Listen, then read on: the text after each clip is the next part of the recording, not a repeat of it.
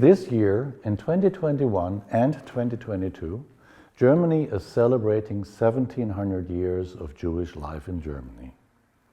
This goes back to the earliest source we know of, a document belonging to the Constantinian Roman Empire, dating back to the year 321, found here in Cologne, granting the Jewish community the right to practice their religion, which included a synagogue and a mikvah, the ritual bath, in addition to a voice in the Senate and active participation in politics. I was asked if I could contribute to this anniversary. My thoughts wandered around a program with Jewish composers, a program exclusively featuring Jewish music. But that raised a question. What is Jewish music? Is a piece by a Jewish composer automatically Jewish music? And if a Gentile plays it, is it still Jewish music? We are often encountered with Jewish cliches like the sobbing lament of a clarinet, klezmer music in general, or statements like, oh gosh, the Mendelssohn Violin Concerto is so Jewish. But what is it which makes this music so Jewish? We'll have to take a closer look at the music. We are here in the Judaica of the Jewish Community Center in Cologne. The Beit HaMidrash, the Hebrew word for it, the study hall, the house of learning, Torah and Talmud, the center of Jewish religious life, the power plant of Jewish thinking, the perfect location to debate Jewish subjects, a great place for thinking, questioning, and reasoning. And the Torah itself, the Bible, gives us a crystal clear instruction. In the first book, Bereshit, the development of music is described as one of the first great accomplishments of humanity, right after the breeding of cattle and the production of iron and copper. Genesis 4, 20-22, if you're interested. And when we go on reading, we learn about prophets and kings singing to the harp. The Talmud is a compilation of comments and explanations given by the sages, the rabbis, examining what the Torah means. There we find comments concerning the Torah itself, as well as comments concerning other rabbinical comments. So not surprisingly, we find a vast amount of rabbinical explanations concerning music. One is, music making is considered one of the three pillars of civilization, which applies to the entire humanity. Another one says that through singing and playing the harp, the prophets and the kings reached the higher spiritual spheres, which enabled them to predict the future and wisely rule their countries.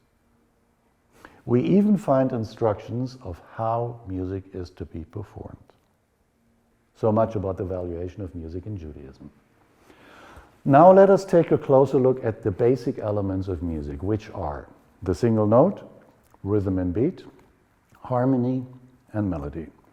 The question is there a Jewish note, a Jewish F sharp, a Jewish C, a Jewish G flat? No. Is there a Jewish rhythm or beat? No. Is there a Jewish harmony, a Jewish chord, like a Jewish dominant seventh chord, a Jewish sixth agité? No. Do we have anything like a particular Jewish melody?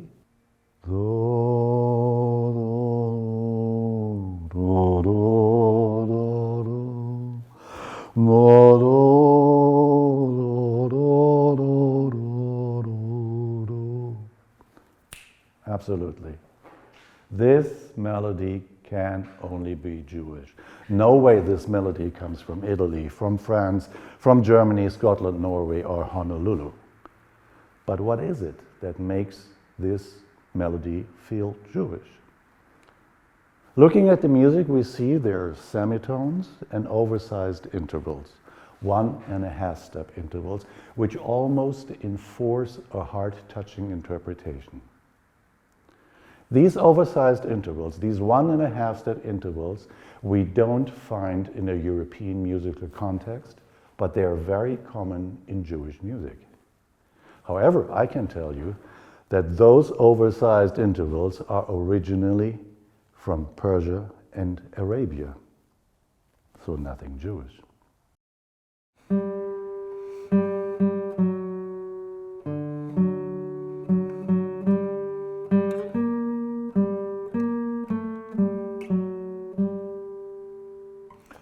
A European scale works like this,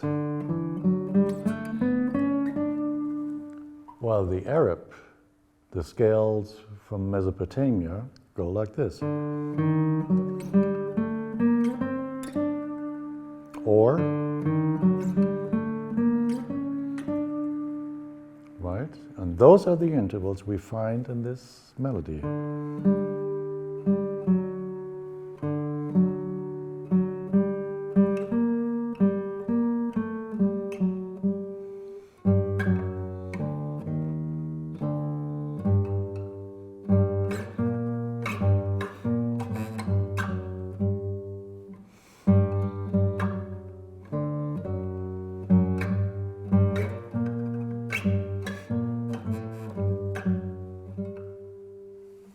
And this raises another question. Does it make sense at all to assign technical terms like scales, chords, and intervals to a musical piece as identity forming? A 1.5 step interval doesn't make a cultural identity, even less if we also find it elsewhere. So it is not possible to have one single character which makes music sound Jewish. Most probably, the secret lies in the perception. In other words, it is not necessarily the object which gives us the sensation of identity, but more so the perception of the recipient. What one feels if one hears the music, what it evokes, what one assigns to it, what one associates with it. A very well-known phenomenon in psychology and brain research. My personal reception, my feelings give me the impression of identity and cultural belonging, ignited sometimes by very little items. Applying this phenomenon to Jewish identity evokes in me, sorry, I can't help it, the allegory of the elephant, which brilliantly reveals the mystery of Jewish perception. When a German scientist publishes a book about the elephant, it will be titled An Evolutionary and Cultural Historic Summary of the Elephant from Early Age to the Present by Professor Dr. Hermann Humpelpuber. When a French scientist writes about the elephant, it will be called L'éléphant par Jean-Baptiste de Cuvier. Writes a Jew about the elephant, it will be The Elephant and the Jewish Question by Moshe Pinsker. We won't get a satisfying answer analyzing intervals and the nature of human perception in order to have a means to talk about Jewish music. More promising, it seems to me, to first take a look at what Jewish composers did throughout history. And now, the oversized intervals, these 1.5 step intervals, give us a hint. The earliest sources of Jewish music we find in medieval Spain. The Jews who lived there already during the early times of King Solomon called themselves Sephardim, named after a spiritual refuge under the Babylonian occupation mentioned in the book Obadiah. The Hebrew term Sepharad later represented Spanish Judaism in general. Well, Spain, mainly southern Spain, then was Arab, under the Caliphate of Damascus, with its spiritual, economic, and religious center in Córdoba, the Alhambra in Granada, and many other places in Andalusia. At this time, from the 7th century on to be more precise, Arab science boosted. Arab scholars gathered everything they could get hold of: mathematics, astronomy, philosophy, medicine, music, and many other fields. They gathered early Greek and Persian sources to begin with, everything they could find in the areas surrounding Mesopotamia and the Levant. And with this knowledge, together with the music they brought to Andalusia, which strongly influenced and inspired Jewish musicians, was the beginning of Sephardic folk music. And so we find these oversized intervals, these 1.5 step intervals in Jewish music. Nevertheless, the Jewish musicians combined these intervals with harmonies which seem European to us. And this combination turned out to be characteristic for Jewish music throughout the centuries. Wherever Jews have lived and composed music, they were always inspired by the music of the countries in which they lived and combined it with their heritage, the Sephardic heritage, and so found a symbiosis and a particular style. They found an unexampled and brilliant way to pay tribute to their own legacy, while at the same time contribute to the culture of the country they lived in. Let us listen now to one of those Sephardic folk songs from medieval Spain, the song Como la rosa en la huerta, like the rose in the vegetable patch. What a poetic way to address the object of your desire. You're like a rose among all these vegetables. Who wouldn't want to hear that?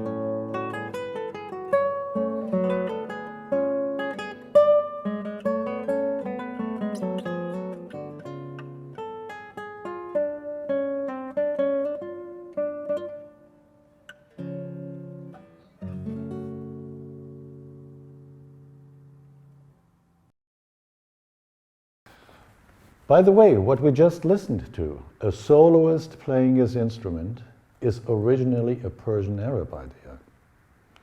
The concept of a single player mastering his instrument with such skill and art that he alone can entertain a whole audience stems from Mesopotamia. This idea of a virtuoso soloist was unknown in Europe until the Crusaders brought it there from the Levant, together with some Arab musical instruments. The same applies to military music, by the way. At the time of the expulsion of the Jews from Spain in 1492, the age of dominant Arab science had come to an end. Christian monks from Europe had stormed the libraries in Toledo, Córdoba, and other places, reorganized and extended the knowledge of their time. The academic scepter had shifted from Arab to Christian hands. Meanwhile, Jews had immigrated to nearly all European countries, even to America, where they integrated into the cultures of the countries where they settled. But it is interesting to see that within the Jewish world, the erudite authorities still belonged to the Sephardic Jews, and this was so until the 19th century. Only then it shifted to the Ashkenazi domain, the Jews living in Germany, Poland, and Russia. But before we go there, let us listen to Renaissance composer Salomone Rossi,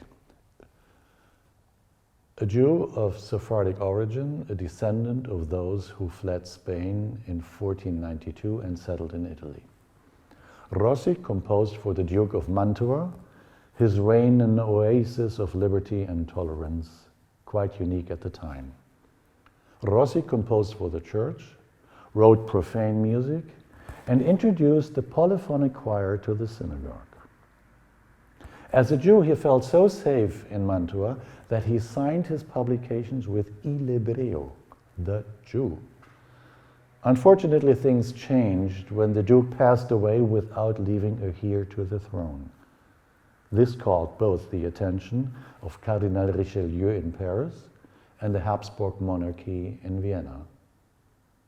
Mantua is located between Venice and Milano and was an enticing occasion to get one's hands on due to its prosperity, infrastructure, and commerce. Both parties sent their troops, a war broke out. Subsequently, the mob took to the streets, and Salomone Rossi was most probably killed during one of those pogroms. Now we hear his 42ª Teta la Emilia.